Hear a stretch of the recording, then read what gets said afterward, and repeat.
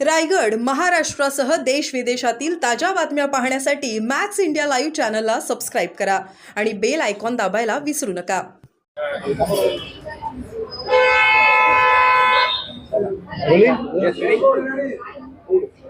दादा, बिबट्याचा प्रकोप मोठ्या प्रमाणात आपल्याला नाशिक आणि नगर जिल्ह्यामध्ये दिसतो आहे. नगर जिल्ह्यामध्ये शाळेच्या वेळा बदलवण्यात आलेल्या आहेत आणि येवल्यामध्ये एक काठी घेऊन विद्यार्थी जात आहेत स्वतः संरक्षणासाठी. एक काठी संरक्षण नाही, निश्चितपणे या संदर्भामध्ये वन विभागाशी आम्ही संवाद साधू. ज्या ज्या भागामध्ये बिबट्यांची दहशत आहे त्या भागामध्ये पिंजरे लावून त्या बिबट्यांना लवकरात लवकर पकडून त्यांची वन विभागाने जी काही नियमाप्रमाणे आहे ते विल्हेवाट लावणं आणि स्थानिक पातळीवर अशी काही गंभीर परिस्थिती असेल, किंबहुना कधीकधी आता मध्यंतरी थंडीचा पण प्रकोप वाढलेला होता, तर अशा वेळेस मग वेळ अर्धा तास पुढे पाठीमागं करणं हे स्थानिक पातळीवर अधिकार देण्यात आलेले आहे. दादा, मागच्या वेळेस असाच निर्णय झालेला होता, थंडीमुळे शाळांच्या वेळा ह्या उशिरा घ्याव्यात, परंतु आदेश येऊन देखील कुठल्या शाळेने ते नियम पाळले नाही. आता मुख्यमंत्र्यांनी स्वतः म्हटलं होतं की 4 वाजेनंतर शाळा या बंद राहतील. नगर जिल्ह्यामध्ये असा निर्णय घेण्यात आलाय, परंतु इतर ठिकाणी नाही होत. नाही, बघा, स्थानिक पातळीवरचे विद्यार्थी, त्यांचे पालक आणि आपलं प्रशासन यांनी समन्वय साधून त्या पद्धतीचा निर्णय करणं त्या ठिकाणी अपेक्षित आहे. अगदी कुठे पालकांची अशी सूचना आहे मोठ्या प्रमाणात आणि त्याची अंमलबजावणी होत नसेल तर तिथं आम्ही सूचना करू. नागपूरमध्ये शाळांत आयडी घोटाळा प्रकरणी इकडे राज्यस्तरीय चौकशी नेमली आहे. मात्र यामुळे वर्षभर बच्चाव यांनाही भाजपमध्ये घेतलं जात आहे. भाजप महाजनांकडून कुठेतरी मालेगावात आपली प्रत्येक पक्षाला त्याचा विस्तार करणं याचे लोकशाही प्रक्रियेमध्ये अधिकार आहेत आणि जो तो पक्ष आपल्या आपल्या पद्धतीने करत असतो. पण मग मंत्रिमंडळ बैठकीवर बहिष्कार पण टाकला जातो, ह्याच नाराजीमधून अशी चर्चा होती. मला वाटतं की या विषयाच्या संदर्भात ऑलरेडी स्पष्टता देण्यात आलेली आहे. मी स्वतःही त्याचं स्पष्टीकरण दिलेलं आहे. बहिष्कार वगैरे असा काही विषय नव्हता. येणाऱ्या ज्या काही निवडणुका स्थानिक स्वराज्य संस्थेच्या आहेत, आम्ही सर्व मंत्रीगण या संदर्भामध्ये विचारविनिमय करून आता त्याला सामोरं जाणार आहोत आणि बैठकीला माननीय उपमुख्यमंत्री महोदय एकनाथजी शिंदे साहेब पूर्ण वेळ उपस्थित होते. त्याच्यामुळे बहिष्कारचा वगैरे काही विषय नाही. कालच अमित शहा सरकार विरोधकांना पक्षामध्ये भाजपकडून पद्धतीने एक राजकीय कोंडी करण्याचा प्रयत्न दिसतोय. मी आपल्याला सांगितलं, प्रत्येक पक्षाला त्याचे अधिकार आहे. त्याच्यात आम्हाला कोणाला वाईट वाटण्याचं काही कारण नाही. परंतु माननीय मुख्यमंत्री महोदय फडणवीस साहेब, माननीय उपमुख्यमंत्री महोदय एकनाथजी शिंदे साहेब यांच्या बैठकीमध्ये किमान शिवसेना आणि भारतीय जनता पार्टी एकमेकांच्या कार्यकर्त्यांना प्रवेश देणार नाही असा निर्णय झालेला आहे. काल अमित शहाची भेट देखील घेतलेली आहे शिंदेंनी, याबाबतच भेट घेतली अशी. आणि याला जोडून असाही प्रश्न आहे की डॉक्टर श्रीकांत शिंदे यांच्या आक्रमक भूमिके आक्रोश मोर्चा निघणारे आणि मालेगाव बंदचे आंदोलन आपण देखील त्याचा नाही, आपण बघितलं असेल तर शिक्षा मिळण्यासाठी आपण काय शासन स्तरावर पाठपुरावा करणार? आपण बघितलं असेल साधारणपणे एक 4 दिवसापूर्वी ती अतिशय गंभीर निर्घृण घटना त्या ठिकाणी झालेली आहे.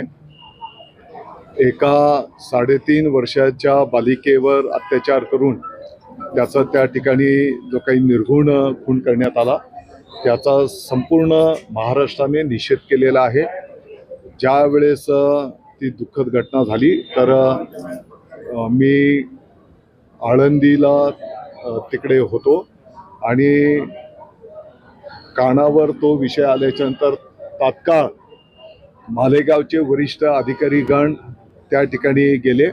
मला वाटतं की गावकऱ्यांच्या उपस्थितीमध्ये 1 तासाच्या आत आरोपीला त्या ठिकाणी पकडण्यात आलेला आहे.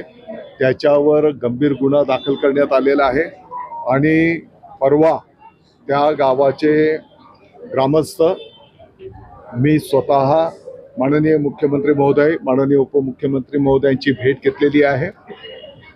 फास्ट ट्रॅकवर ती केस चालवली जावी, आरोपीला फाशीची शिक्षा झाली पाहिजे आणि म्हणून वरिष्ठ वकील महोदय ती केस चालवण्याच्यासाठी शासनाच्या वतीने नियुक्त करण्यात यावे अशा प्रकारची मागणी केलेली आहे. माननीय मुख्यमंत्री महोदयांनी त्या संदर्भामध्ये निर्देश त्या ठिकाणी दिलेले आहेत आणि फास्ट ट्रॅकवर वरिष्ठ वकिलांच्या मार्गदर्शनाखाली ती केस चालून आरोपीला फाशी होईल अशा प्रकारचं कार्यवाही करण्याचे आदेश त्या ठिकाणी मुख्यमंत्री महोदयांनी स्वतः दिलेले आहेत. कुटुंबीय त्यांची साथ देत नाही, अशांना वृद्धाश्रमामध्ये ठेवलं जातं. मात्र आता ज्या वृद्धाश्रम होते त्यांनी त्यांना उघड्यावर आणलेले, अगदी गवत वगैरे एवढ्या ऐन कडाक्याच्या थंडीमध्ये 16 जण उघड्यावर आपलं आयुष्य व्यतीत करत आहेत. काय कारवाई केली पाहिजे? आपण जी काही पुण्याच्या संदर्भातली सूचना केलेली आहे तिथले स्थानिक लोकप्रतिनिधी महोदय आणि प्रशासनाला या संदर्भातली सूचना आता मात्र भाजपचे लोक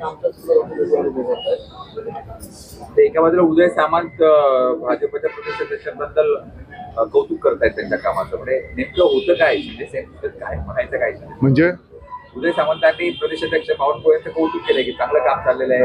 रवींद्र चव्हाणांचं कौतुक केलं, मात्र दुसऱ्या बाजूला रवींद्र चव्हाणांच्या संदर्भामध्ये बघा, तुम्ही वारंवार जो काही मुद्दा उपस्थित करतात, मी आपल्याला सांगितलेलं आहे की शिवसेना भारतीय जनता पार्टी एक नॅचरल अलायन्स आहे आणि एकमेकांच्या कार्यकर्त्यांना एकमेकांच्या पक्षामध्ये प्रवेश द्यायचा नाही असा निर्णय त्या ठिकाणी झालेला आहे. माननीय फडणवीस साहेब पण वरिष्ठ भाजपच्या नेत्यांना त्या पद्धतीची सूचना करणार आहे. आता तुम्ही वारंवार जे काही मालेगावचा उल्लेख करता आहेत, मी परत सांगितलं आहे की लोकशाही प्रक्रियेमध्ये ज्याला त्याला ज्याचा पक्ष विस्तार करण्याचा अधिकार त्या ठिकाणी आहे आणि खूप तो अगदी आंतरराष्ट्रीय पातळीवरचा एवढा विषय नाही. मालेगावच्या जनतेने ज्याला त्याला ज्याची त्याची जागा दाखवलेली आहे. दादा मालेगावच्या डोंगराळेमध्ये जे लहान मुलीवर आलेलं आहे 1999 पासून संभाजीनगर महापालिकेने त्या ठिकाणी रंगकाम सुरू केलेलं नाहीये. एका बाजूला शिवाजी महाराजांच्या नाव घेऊन संपूर्ण राजकीय पक्ष काम करत असतात, राजकारण करतात, मात्र शिवकालीन ठेवत असं वाळवी लागण्याची स्थिती त्या ठिकाणी. आपण जो काही मुद्दा समोर आणलेला आहे तिथले स्थानिक प्रशासन आणि लोकप्रतिनिधी महोदयांच्या कानावर आपण ते घालू. शेवटी हा आपला जो प्राचीन ठेवा आहे ते जपणं ही आपली सगळ्यांची जबाबदारी आहे. त्या पद्धतीचं विनंती त्या ठिकाणी केली जाईल. ससून रुग्णालयामध्ये निर्माण होते, विशेषतः कल्याण. तुम्ही माझी आपल्याला विनंती आहे की उगाच या गोष्टींना खूप वेगळं विषयावर नेण्याचं काही कारण नाही. शिवसेना आणि भारतीय जनता पक्ष हे दोन्ही एक नॅचरल अलायन्स आहे आणि म्हणून येणाऱ्या काळामध्ये एकमेकांच्या कार्यकर्त्यांना त्या ठिकाणी प्रवेश दिला जाणार नाही असा निर्णय त्या ठिकाणी झालेला आहे. माननीय फडणवीस साहेब भाजपाच्याही वरिष्ठ नेत्यांना त्या प्रकारची सूचना करणार असा निर्णय त्या ठिकाणी झालेला आहे. मध्ये माननीय मुख्यमंत्री महोदयांनी ऑलरेडी समिती गठीत केलेली आहे आणि त्या समितीच्या चौकशीमधनं जो काही अहवाल आहे तो माननीय मुख्यमंत्री महोदय उपमुख्यमंत्री महोदयांना त्या ठिकाणी सादर केला जाईल आणि त्या अहवालामध्ये जे काही येईल वस्तुस्थिती त्याप्रमाणे पुढची कार्यवाही होईल. संभाजीनगरला असे प्रयत्न केले जात आहेत. जिल्ह्यात पाहिलं तर महायुतीचेच अनेक उमेदवार हे आमने सामने आहेत. माननीय शिवसेनेचे मुख्य नेते एकनाथजी शिंदे साहेबांचे आम्हाला आदेश आहेत की महायुती म्हणून या निवडणुकींना सामोरं जाणं, अर्थात काही ठिकाणी स्थानिक पातळीवरच्या जे काही स्थिती आहे त्याप्रमाणे स्थानिक पातळीवर निर्णय होत आहे. दादा, ससून रुग्णालयामध्ये जे उपचार घेणारे वयोवृद्ध